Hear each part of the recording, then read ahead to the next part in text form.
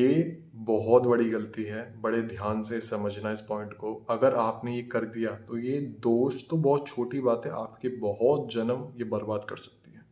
आने वाले कई जन्म आपके तबाह कर सकती है, एक ये निंदा करने वाली गलती।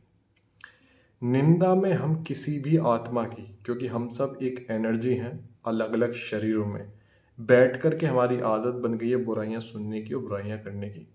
अगर आप उस मूवी के फ्रेम में बैठ कर के बुराई सुन रहे हैं सिर्फ, अभी कर नहीं रहे हैं किसी की बुराई, बस फ़ोन पर आपको कोई अरे! उसकी फैमिली में ये हुआ, उसकी शादी टूटी, उसका बच्चा, उसका मिसकैरेज, वो फाइनेंशियली ये हुआ और वो कर्ज़े में डूब गए। जो भी किसी के संग हो रहा है और आप उसकी गॉसिप्स का पार्ट बन रहे हैं, अरे यार! ऐसा ही था वो तो। भले ही वो इंसान कितना भी खराब समय में चल रहा है, आप कह रहे हैं ऐसा ही था, उसके संग ऐसा ही होना चाहिए था, हमारे संग उसने वैसा किया था। तो इस तरीके से आप उनके बुरे कर्म, जिन कर्मों की वजह से हम सबसे गलतियाँ होती हैं, क्योंकि हम अनकॉन्शियस वे में जागरूक ना हो करके जीवन जी रहे हैं।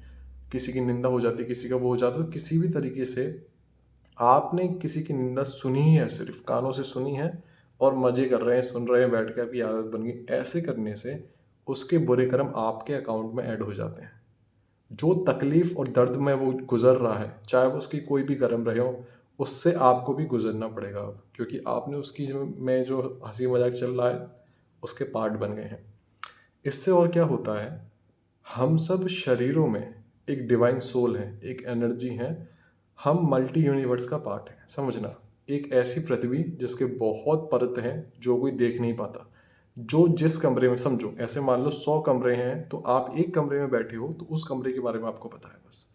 ऐसे 100 कमरे हैं, तो अलग-अलग कमरों से सोल एनर्जीज़ आती हैं इंसान के शरीरों में जन्म लेने के लिए, जिससे वो अपने पास्ट लाइफ कर्मा को या फिर कुछ सीखने के लिए आती हैं, कुछ एक्सपीरियंस करने आती हैं, जिससे उस करके वो परम तत्व को विलीन हो जाएँ, इसलिए आती हैं बस।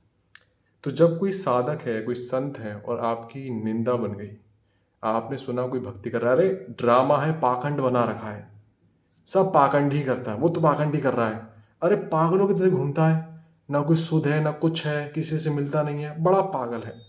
समझो, अगर ऐसे करके आपने किसी संत की निंदा बन गई, तो आपका पूरा ये जन्म और आगे के जन्म भी खराब हो सकते हैं। क्योंकि आपको नहीं पता है कि कौन डिवाइन सोल है, शरीर के अंदर कौन-सी आत्मा बैठी है और किसके बारे में आप क्या चर्चा कर रहे हैं। ऐसा करने से आपका भजन, अगर आप आध्यात्म मार्ग पे, तो भजन रुक जाएगा। जो भाव आ रहा था आपके आराध्य, आपके ईष्ट के प्रति, वो रुक जाएगा। क्योंकि जब भी कोई डिवाइन सोल या फिर कोई भी सोल आपको सपोर्ट कर रही है, वो हम संत कहते हैं ना, वो किसी भी धर्म का आता हो। धर्म तो सिर्फ़ एक लेबल है।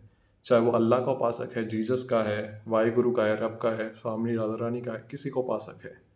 अगर आप भी आध्यात्मिक मार्ग पर चढ़ गए हैं, आप नाम जप करते हैं, आपके अंदर भाव आ रहा था, आप अपने आराध्य की प्रेम अनुभव कर पा रहे थे, अब आप अचानक से एकदम किसी की निंदा बन गई, कहीं सुन ली, अहंकार आ गया, उस वक़्त आपके वो भाव रुक जाएँगे।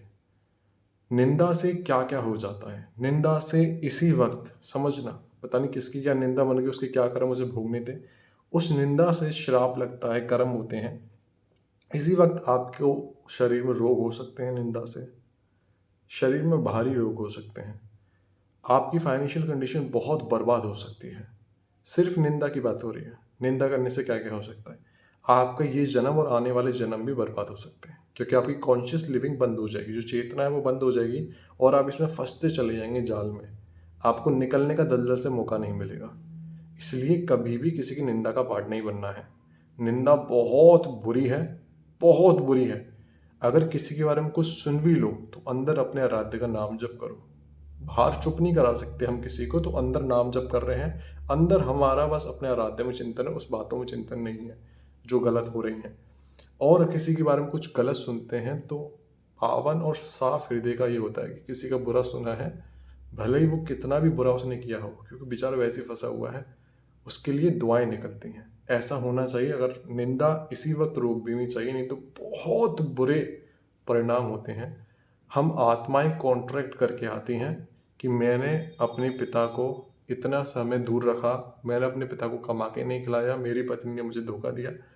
वही लेसन को दोबारा सीखने के लिए आती हैं, तो वो आत्मा दोबारा कॉन्ट्रैक्ट करती हैं, मिलती हैं, दोबारा वो सेम चीज़ जो उनके पास्ट लाइफ में हुई थी, वो दोबारा होगी। अब दोबारा हम दूसरे से घृणा करेंगे तो वो चक्र चलता रहता है। हमें घृणा नहीं करनी, हमें सीखना है बस। हमें जो हमारी लाइफ में आई है निंदा वगैरह कुछ भी, हमें सीख लेना है कि ठीक है, मेरा पास्ट लाइफ कर्मा होगा। अगर मैं किसी को 2 आँसू रुलाए तो मुझे फ़ील हो रहा है।